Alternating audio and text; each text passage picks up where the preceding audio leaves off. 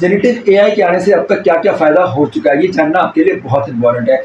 जब से generative AI introduce हुआ है, 2.6 ट्रिलियन से 4.4 ट्रिलियन से ग्लोबल इकोनॉमी आगे बढ़ चुकी है। गूगल, क्लाउड, माइक्रोसॉफ्ट जैसे बड़े-बड़े प्लेटफ़ॉर्म जो है वो कहना है कि 75% पीपल जो है वो अब तक जेनेटिव एआई को यूटिलाइज़ कर रहे हैं। हाय एवरीवन, यार आज हम बात करने वाले हैं एजेंटिक एआई और जेनेटिक एआई का डिफरेंस। क्या डिफरेंस है एजेंटिक एआई में और जेनेटिक एआई का? सबसे बड़ा क्या डिफरेंस है, तो इस बारे में आज हम की वीडियो में बात करने वाले हैं। इंटरनेट की दुनिया में सबसे पहले जो है गूगल इंट्रोड्यूस हुआ, जिससे हम अब कोई इन्फॉर्मेशन टाइप करते थे वो गूगल हमें सर्च करके दिया करता था। गूगल एक ऐसा सर्च इंजन है जिससे हम कोई भी इन्फॉर्मेशन हम टाइप करते थे वो इन्फॉर्मेशन गूगल हमें प्रोवाइड करता था। उसके बाद आया जेनेटिव एआई। जेनेटिव एआई जो है एक आर्टिस्ट की तरह है, एक इंजीनियर की तरह है, जिससे यदि हम प्रॉम्प्ट एंटर करते हैं वो हमें रिजल्ट्स देता है। हमें वो कोड प्रोवाइड करता है, वो क्यूरीज प्रोवाइड करता है इमेज की फॉर्म में, वीडियो की फॉर्म में, और वो एक्सप्लेनेशन प्रोवाइड करता है जो हम इसको एंड प्रॉम्प्ट इंटर करते हैं। बट एआई को जो आप प्रॉम्प्ट इंटर करते हैं वो स्टेप बाय स्टेप आपसे डिस्कस करता है क्या थीम चाहते हैं, किस तरह का आप लुक चाहते हैं, क्या आप उसका टाइटल चाहते हैं, ये सब कुछ आपको डिस्कस करके स्टेप बाय स्टेप आपके साथ चलता है और आपको वो कोड प्रोवाइड करता है। जेनेटिक एआई हमसे ये पूछता है कि आप क्या चाहते हैं, बट एजेंटिक एआई, जबकि एजेंटिक एआई जो है ये सारी चीज़ें आपसे डिस्कस नहीं करता, वो आप उसको प्रॉम्प्ट से इंटर करते हैं, वो कंप्लीट आपको वेबसाइट बना के प्रोवाइड कर देता है। एजेंटिक एआई ये कहता है आप मुझे सिर्फ टास्क असाइन करो, बाकी सारा काम मेरा है। एजेंटिक एआई एक टीम की तरह है, जैसे आप टीम को अपना टास्क असाइन करते हैं, टीम को टास्क असाइन करने के बाद टीम आपको वो टास्क कंप्लीट डिज़ाइन करके देती है। इसी तरह से एजेंटिक एआई जो है, जब आप टास्क असाइन करेंगे तो वो आपको कंप्लीट टास्क डिज़ाइन करके आपको प्रोवाइड करेगा। एजेंटिक एआई जो है हमें कंप्लीट वेबसाइट बना के देता है, क्योंकि इसमें सबसे बड़ा मेजर डिफरेंस यही है, ये कंप्लीट प्लेटफॉर्म है एआई का। पहले हमें एआई को समझाना पड़ता था, अब एआई जो है वो हमें समझने लगा है। आपको अपने करियर में ग्रो करना है एजेंटिक एआई और जेनेटिक एआई के थ्रू, तो वो आज की वीडियो में आप आगे चल के सीख सकते हैं हमारे साथ। जेनेटिव एआई के आगे से क्या क्या हमें एडवांटेज हुए हैं ये, और उसके आगे में क्या क्या फ़ायदे हुए हैं, ये जानना हमारे लिए बहुत ज़्यादा इम्पॉर्टेंट है। जेनेटिव एआई के आने से अब तक क्या क्या फ़ायदा हो चुका है, ये जानना आपके लिए बहुत इम्पॉर्टेंट है। जब से जेनेटिव एआई इंट्रोड्यूस हुआ है, 2.6 ट्रिलियन से 4.4 ट्रिलियन से ग्लोबल इकोनॉमी आगे बढ़ चुकी है।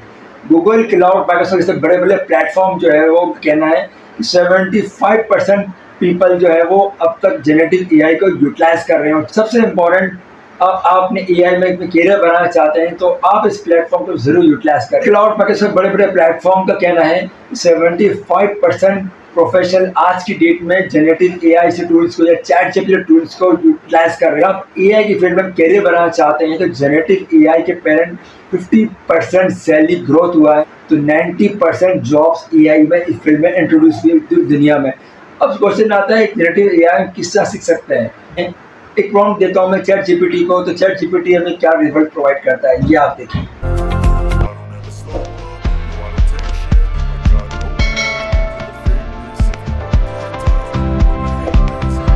चैट जीपीटी के थ्रू मैं एक प्रोफेशनल डैशबोर्ड डिजाइन कर सकता हूँ। मुझे एक डैशबोर्ड डिजाइन करना है, मैं चैट जीपीटी को ये कमांड दूंगा कि मुझे एक क्वेरी प्रोवाइड करो। इस क्वेरी के थ्रू जो है वो अपने एसक्यूएल सर्वर के ऊपर इस क्वेरी को यूटिलाइज करूँगा, और उसका जो रिजल्ट आएगा उस रिजल्ट को मैं अपने वीएस होते हैं जो मेरा कोडिंग प्लेटफॉर्म है वहाँ मैं उसको यूटिलाइज करूँगा और डैशबोर्ड डिजाइन करूँगा। तो मैं यहाँ पर जो है चैट जीपीटी को ये कमांड देने चाह रहा हूँ कि आप मुझे क्वेरी प्रोवाइड करें, क्वेरी को मुझे यूटिलाइज करना है अपने एसक्यूएल सर्वर पे। When you should be getting after it. I got facts over tracks. Listen past me, slow speed fast. I can roast, I can gas, think I'm okay at last, but I don't know if that can erase all the past and the pettiness.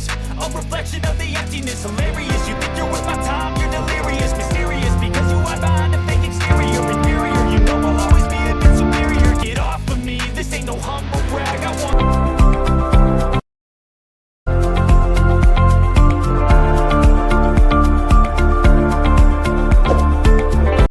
GPT ने जो query provide कर दी, जो query की मुझे need थी, तो मैं यहाँ से कॉपी करता हूँ और माइक्रोसॉफ्ट एसक्यूएल सर्वर के ऊपर जाकर अप्लाई करता हूँ और उसकी रिजल्ट्स देखता हूँ जो क्वेरी के क्या रिजल्ट्स आए। क्वेरी रिजल्ट्स आ गए हैं, एसक्यूएल सर्वर के रिजल्ट्स जो आए, इस क्वेरी को मैं जाके अपने एईएस कोड के अंदर यूटिलाइज करता हूँ और अपना डैशबोर्ड जो है वो उसको मैं जनरेट करता हूँ। अगर मैं यही क्यूरी जो है वो मैं एजेंटिक एआई के ऊपर जाके अप्लाई करता हूँ, एजेंटिक एआई को मैं ये कहता हूँ कि मुझे ये डैशबोर्ड डिज़ाइन करके दो, तो एजेंटिक एआई मुझे क्यूरी डिज़ाइन करके नहीं देगा, एजेंटिक एआई जो है मुझे कंप्लीट डैशबोर्ड डिज़ाइन करके देगा। Including cameras to see, microphones to hear, and other specialized sensors.